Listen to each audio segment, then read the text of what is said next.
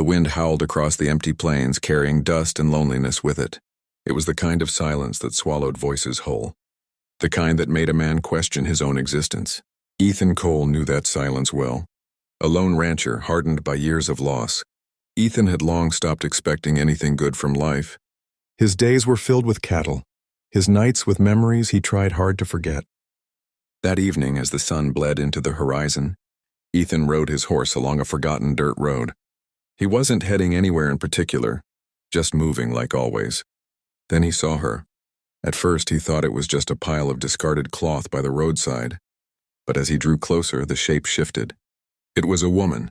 She lay motionless, her clothes torn, her face covered in dust. Her black hair was tangled, and her body looked as though it had been abandoned by hope itself. Ethan slowed his horse. "This ain't my problem," he muttered under his breath. But something held him there. Maybe it was the way her fingers twitched slightly. Maybe it was the faint rise and fall of her chest. Or maybe it was the part of him that wasn't dead yet. He dismounted. Kneeling beside her, he gently turned her over. Her face was pale, bruised, and streaked with dried tears. Her eyes fluttered open for a second. Dark, frightened, searching. She whispered something. Ethan didn't understand the words, but he understood the fear. "Easy now," he said softly. "You're safe, or at least safer than you were." She tried to move, but her strength failed her. Ethan hesitated only for a moment before making his decision. "Guess you're coming with me." A new beginning. Ethan carried her onto his horse and rode back to his ranch, a small, worn-out place sitting in the middle of nowhere. Inside, he laid her on his bed and brought water. She woke up hours later. Panic filled her eyes as she looked around the unfamiliar room. Ethan sat in the corner, watching quietly. "You're all right," he said. "No one's gonna hurt you here."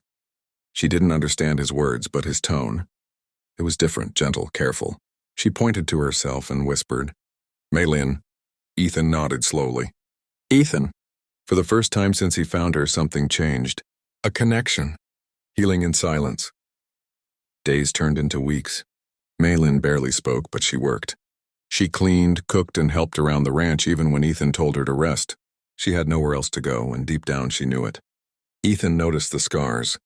Not just the ones on her skin, but the ones in her eyes. One night during a thunderstorm, Maylin woke up screaming. Ethan rushed in. She was trembling, tears streaming down her face, whispering in her language, broken, desperate words. Without thinking, Ethan sat beside her. "It's all right. It's just thunder," he said softly. She didn't understand the words, but she understood his presence. Slowly, she leaned toward him, and for the first time, she didn't feel alone. The truth comes out. One evening, as they sat outside watching the sunset, Maylin finally spoke in broken English. "They take me," she said, her voice shaking. "Sell, hurt, leave." Ethan's jaw tightened. He didn't need more details. He had seen enough cruelty in this world to fill in the rest. "You're safe now," he said firmly. She looked at him, really looked at him, as if trying to decide whether to believe it. Then she nodded, a bond beyond words. Time changed things. Maylin began to smile. Ethan began to laugh again. They didn't need many words. They understood each other in silence. She would leave small things for him, freshly cooked meals, repaired clothes, a cup of water after a long day. He, in return, built her a small garden beside the house. It wasn't much, but to Maylin, it was everything. The past returns. One afternoon, dust rose on the horizon. 3 men on horses approached the ranch. Ethan felt it immediately in trouble. Maylin saw them and froze. Fear flooded her face. "They," she whispered. Ethan stepped forward, placing himself between her and the men. "You stay inside," he said. The men dismounted, grinning. Well, one of them said.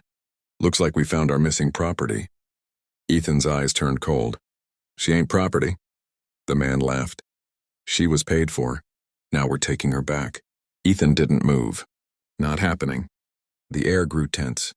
The men reached for their guns. So did Ethan. The fight. The silence shattered with gunfire. Ethan moved fast, faster than they expected. Years of survival had made him sharp. One man fell. The second hesitated, just long enough. The third tried to run.